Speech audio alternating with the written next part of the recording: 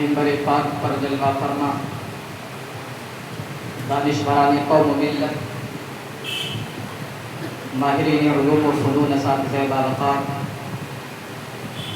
واجب الاحترام سادات کرام، صاحب سجادہ، زینت مسند برکاتیت، میر محفل، تاج المشائخ، سرکار امین ملت دامت برکاتہم القدسیہ، ہم سب پر مشفق و مہربان ابا حضور سرکار رفیق ملت، نبیر حضور حسن العلماء حضرت امان اہل سنت و جملہ سامعین و حاضرین محتشم، السلام علیکم ورحمۃ اللہ وبرکاتہ۔ الحمدللہ والصلاة والسلام على من لا نبی بعدہ وعلى آلہ وصحبہ دائما ابدا یا رسول اللہ صلی اللہ علیہ وسلم۔ اما بعد فاعوذ باللہ من الشیطان الرجیم، بسم اللہ الرحمن الرحیم، الا ان اولیاء اللہ لا خوف علیہم ولا هم یحزنون، صدق اللہ العظیم۔ عزیزان ملت اسلامیہ،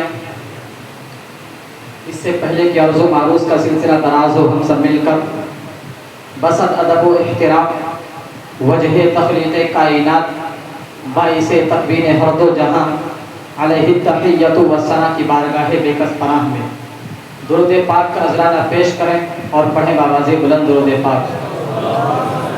اللہم صل علی سیدنا مولانا محمد طب القلوب ودوائها وعافیة الابدان وشفائها ونور الابصار وضیائها وعلى آلہ وصحبہ دائما ابدا یا رسول اللہ صلی اللہ علیہ وسلم۔ چلے جب حضور سوئے فلک، چلے جب حضور سوئے فلک، بدل العلا بکمالہ، کوئی دیکھے رخ کی چمک دمک، کشفت دجا بجمالہ، وہ ہے بے مثال دریچے شک، حسنت جمیع خصالہ، اور انہیں دیکھ لیں تو پڑھے ملک صلو علیہ وآلہ، صلو علیہ وآلہ صلی اللہ علیہ وسلم۔ عزیزان ملت اسلامیہ، ہم سب کی مشترکہ خوش نصیبی ہے کہ آج ہم سلطان العاشقین، برہان الباسلین، قدوۃ الباسلین، حضور صاحب البرکات کے عرس کی اس بابرکت نورانی محفل میں حاضر ہیں۔ حضور شرف ملت فرماتے ہیں، روح طریقت شاہ برکت علم شریعت اعلیٰ حضرت، روح طریقت شاہ برکت علم شریعت اعلیٰ حضرت، لوٹنے والوں لوٹ لو آ کر مارہرہ میں دہری جنت۔ عزیزان ملت اسلامیہ،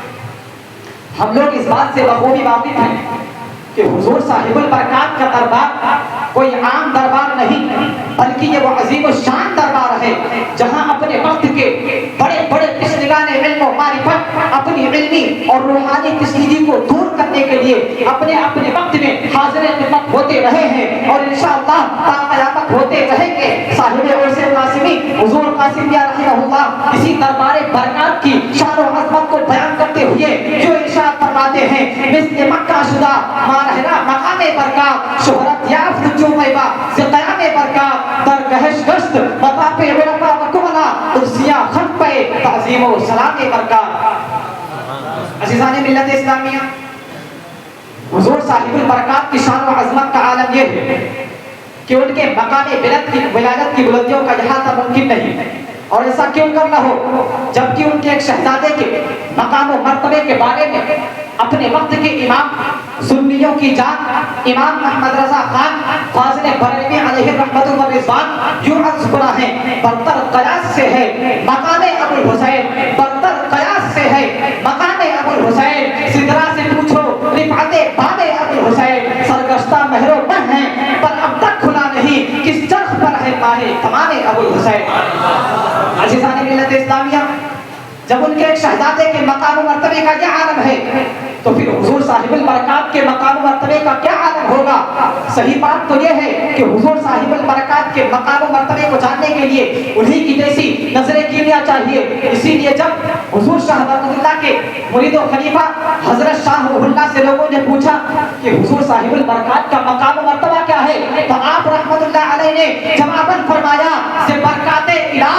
ازمن سے کرسی کبینہ مظہر او عرش کرسی. یعنی اے لوگوں، حضور شاہ برکت اللہ کے مراتب اس نالائق سے کیا پوچھتے ہو؟ ارے بندے خدا، ان کی جگہ گاہ تو عرش و کرسی ہے. اللہ اکبر کبیرہ، کیا مقام ہے حضور صاحب البرکات کا. عزیزان ملت اسلامیہ، مشہور روایت ہے اتقوا فراست المؤمن فإنه ينظر بنور اللہ تعالی. یعنی اے لوگوں، مومن کی فراست سے بچو کیونکہ وہ اللہ رب العزت کے نور سے دیکھتا ہے. یعنی جو لوگ اللہ رب العزت کے نیک بندے ہوتے ہیں تو اللہ رب العزت ان کی نظروں کو نورانیت سے بھر دیتا ہے، جس نورانیت کی برکت سے ان کے سامنے ہر چیز واضح و آشکار ہوتی چلی جاتی ہے. بحمد اللہ تعالی اللہ رب العزت نے حضور صاحب البرکات کو بھی بحمد اللہ تعالی اللہ رب العزت نے حضور صاحب البرکات کو بھی نظر کیمیائی عطا فرمائی تھی کہ آپ نہ صرف چہروں کو پڑھ لیا کرتے تھے بلکہ آپ کے سامنے تو دلوں کے حالات بھی آئینے کی طرح بدرجے عدم روشن تھے. چنانچہ ایک بار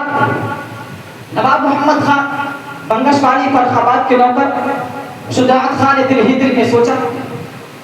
کہ میں بھی حضور صاحب البرکات کی بارگاہ میں رہ کر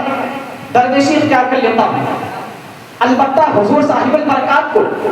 صاحب تصرف اسی وقت مانوں گا جبکہ وہ میرے سامنے کھانا پیش کرے. یعنی انہوں نے حضور صاحب البرکات کے صاحب تصرف ہونے کو جاننا چاہا. جیسے ہی شجاعت خان آپ سے ملاقات کرنے حاضر ہوئے تو دیکھا کہ حضور صاحب البرکات اپنی محلے سرا سے باہر تشریف لا رہے ہیں اور آپ کے دست مبارک میں باجرے کی روٹیاں اور گوشت پڑا ہوا میتھی کا ساگ ہے اور مجھے دیکھ کے مسکرا رہے ہیں. اتنا دیکھتے ہی شجاعت خان کے پاؤں کپکپانے لگے اور جسم میں لذت طاری ہو گیا. اللہ اکبر کبیرہ. آپ نے مسکراتے ہوئے شجاعت خان کو باجرے کی روٹی اور ساگ عنایت فرمایا اور مزید فرمایا جو تیرے دل میں ہے وہ بھی ہم جانتے ہیں. سن، تجھے درویشی کی حاجت نہیں، مخلوق خدا سے بغیر درویشی کے فیض یاب ہو رہی ہے. اللہ اکبر کبیرہ. آپ کے اس ارشاد سے شجاعت خان نہ صرف حیران ششدر رہ گیا بلکہ اسے ہمیشہ کے لیے حضور صاحب البرکات کے صاحب تصرف بزرگ ہونے کا یقین کامل ہو گیا اور اپنا دل و دماغ حضور صاحب البرکات کے قدموں میں رکھ کر گویا یوں عرض گزار ہوا. آپ کے قدموں کا دھوبن کہکشاں کا نور ہے، سرمے چشمے بصیرت شاہ برکت آپ ہیں. کیوں نہ قدموں سے لپٹ کر خود کی جانب چلو، رہنمائے راہ جنت شاہ برکت آپ ہیں. عزیزان ملت اسلامیہ، حضور صاحب البرکات کی ذات بابرکات اس قدر روشن و منور تھی کہ دیکھنے والا شخص جب ایک نظر حضور صاحب البرکات کو دیکھتا تو بلا اختیار پکار اٹھتا، ہاذا ولی اللہ، ہاذا قطب العالم. یہ اللہ کے ولی ہے، یہ عالم کے قطب ہیں. سچ پوچھئے تو نہ صرف یہ کہ حضور صاحب البرکات کی ذات بابرکات اس قدر روشن و منور تھی کہ دیکھنے والے کے کہنے پر مجبور ہو جاتے تھے یہ اللہ کے ولی ہے. عزیزان ملت اسلامیہ، کیا آپ نہیں جانتے کہ جب چشم و چراغ خانوات برکات امام احمد رضا خان فاضل بریلوی علیہ رحمت و رضوان حضور صاحب البرکات کے ایک شہزادے سے فیضیاب ہو کر بغرض حج مکہ مکرمہ پہنچے تو بیان کرنے والے بیان کرتے ہیں کہ ایک دن امام احمد رضا خان مقام ابراہیمی سے نماز مغرب ادا کر کے واپس ہو رہے تھے تو اچانک امام شافعیہ حضرت حسین بن صالح جمال اللیل کی نظر امام احمد رضا کے چہرے پر پڑی اور جو ہی نظر پڑی تو آپ بلا تعارف ثابت امام اہل سنت کا ہاتھ پکڑ کر اپنے دولت قدے پر لائے اور آپ کی پیشانی مبارک کو دیکھ کر فرمایا انی لا اجد نور اللہ فی ھذا الجبین، بے شک میں اس پیشانی میں اللہ رب العزت کے نور کو دیکھتا ہوں. اللہ اکبر کبیرہ. ذرا دیکھیے امام اہل سنت پر جب ایک نظر صاحب البرکات کی ایک شہزادی کی پڑی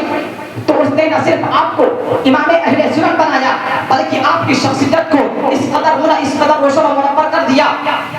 کہ عجب تو عجب، عرب کے صاحبان علم معرفت آپ رحمہ اللہ کا اعتراف کرتے ہوئے یوں عرض سنا ہے، تمہاری شان میں جو کچھ کہوں اس سے سوا تم ہو قسیم جامع عرفاں، اے شاہ احمد رضا تم ہو حرم والے نوانا تم کو، اپنا قبلہ و کعبہ جو قبلہ اہل قبلہ کا ہے وہ قبلہ نوا تم ہو۔ عزیزان ملت اسلامیہ، مشہور روایت ہے، سئل رسول اللہ صلی اللہ علیہ وسلم من اولیاء اللہ قال الذین اذا رؤوا ذکر اللہ، اللہ کے رسول صلی اللہ علیہ وسلم سے دریافت کیا گیا کہ اولیاء اللہ کون ہیں، ان کی پہچان کیا ہے، تو آپ صلی اللہ علیہ وسلم نے ارشاد فرمایا کہ اولیاء اللہ وہ لوگ ہیں جنہیں دیکھ کر خدا یاد آ جائے۔ کون نہیں جانتا کہ جب حضرت داؤد علیہ السلام کسی مقام پر بیٹھ کر جب اللہ رب العزت کی تسبیح بیان کرتے تو ان کے ساتھ نہ صرف یہ کہ انسان تسبیح بیان کرتے تھے بلکہ ہر وہ چیز جو انہیں تسبیح بیان کرتا ہوا دیکھ لیتی تھی وہ بھی اللہ رب العزت کے ذکر میں مشغول ہو جایا کرتی تھی۔ انہی کے فضل سے اللہ رب العزت نے حضور صاحب البرکات کو بھی اپنی تجلیات ربانی کا ایسا مظہر بنایا تھا کہ آپ بھی جب اللہ رب العزت کے ذکر میں منہمک ہوا کرتے تھے تو دیکھنے والے لرزہ براندان ہو جاتے تھے اور ان کی زبانوں پر بھی بے اختیار اللہ رب العزت کا ذکر جاری ہو جاتا تھا۔ عزیزان ملت اسلامیہ، اسی کے حضور شاہ حمزہ عینی یوں ذکر فرماتے ہیں کہ جب حضور صاحب برکات کی ذات بابرکات اللہ رب العزت کے ذکر میں منہمک ہوا کرتی تھی تو اس قدر انہماک و اخلاص کے ساتھ اللہ رب العزت کے ذکر میں منہمک ہوا کرتی تھی کہ آپ کو دیکھنے والے نہ صرف یہ کہ لرزہ براندان ہو جاتے تھے بلکہ ان کی زبانوں پر بھی بے اختیار اللہ رب العزت کا ذکر جاری ہو جاتا تھا، حتیٰ کہ پرندے بھی اللہ رب العزت کے ذکر میں مشغول ہو جایا کرتے تھے۔ اسی کو حضور شاہ حمزہ عینی اپنے شعر میں یوں عرض کرتے ہیں، پھرتے تھے دشت دشت دیوانے کہاں گئے، پھرتے تھے دشت دشت دیوانے کہاں گئے، وہ عاشقی کے ہائے زمانے کدھر گئے۔ عزیزان ملت اسلامیہ، اگر آپ حضور صاحب البرکات کے مقام و مرتبے کو جاننا چاہتے ہو تو آؤ میں آپ کو اس ہستی کی بارگاہ میں لے کر چلتا ہوں جس کو امام اہل سنت اللہ رب العزت کی بارگاہ میں وسیلہ بنا کر یوں عرض کرا ہے، بے محمد کے لیے روزی و رحمت کے لیے خان فضل اللہ سے حصہ گدا کے واسطے۔ اسی عظیم ہستی نے حضور صاحب البرکات کو اپنے سینے سے لگا کر اور اپنے خانواتے کے فیوز و برکات سے مالا مال فرمانے کے بعد فرمایا، اے بابرکت ذات، تمہاری ذات جملہ ظاہری و باطنی امور سے معمور ہو چکی ہے اور تمہارا سلوک کمال کی انتہا کو پہنچ چکا ہے۔ تمہاری بارگاہ میں حاضر ہونے والے طالبان راہ حق کو اب یہاں آنے کی حاجت نہیں۔ اسی کو حضور شرف ملت جو فرماتے ہیں، حضور کالپی سے صاحب البرکات کو میرے، حضور کالپی سے صاحب البرکات کو میرے حضور غوث نے بنوا دیا سلطان مارحلہ۔ اسی سلطان مارحلہ کے دربار میں برکتوں کے طالب ہو کر امام اہل سنت یوں عرض کرا ہے، دین و دنیا کی مجھے برکات دے، برکات سے عشق حق دے، عشق انتماء کے واسطے۔ عزیزان ملت اسلامیہ، آخر میں بحمد اللہ تعالی مجھے کہتے ہوئے فخر محسوس ہوتا ہے کہ حضور صاحب البرکات کا دربار، حضور صاحب برکات کا مقام مرتبہ بہت عرفہ والا ہے، بلکہ ان کے چاہنے والوں کے مقام کا عالم تو یہ ہے کہ خود حضور سیدنا غوث اعظم رضی اللہ تعالی عنہ نے حضور صاحب برکات سے ان کے چاہنے والوں کی بخشش کا بڑا مستحق وعدہ فرمایا ہے۔ حضور سیدنا غوث اعظم فرماتے ہیں، میں قیامت کے دن تمہارے خاندان کے مریدوں اور متوسلوں کی شفاعت کا ذمہ دار ہوں۔ البتہ تمہارے خاندان کے مریدوں اور متوسلوں کو چاہیے کہ وہ حشر کے خوف سے بے خوف رہیں، اور میں ہرگز جنت میں قدم نہ رکھوں گا جب تک کہ تمہارے خاندانی مریدوں اور متوسلوں کو جنت میں داخل نہ کرا لوں گا۔ اللہ اکبر کبیرہ۔ عزیزان ملت اسلامیہ، شاعر کہتا ہے، اس کی تعبیر کسی شاعر نے کیا خوب فرمائی ہے، ہماری مغفرت کا تم نے جب وعدہ کیا، ہماری مغفرت کا تم نے جب وعدہ کیا، پھر ہمیں کھٹکا ہے کیا، یا غوث اعظم دستگیر۔ وآخر دعوانا الحمدللہ رب العالمین۔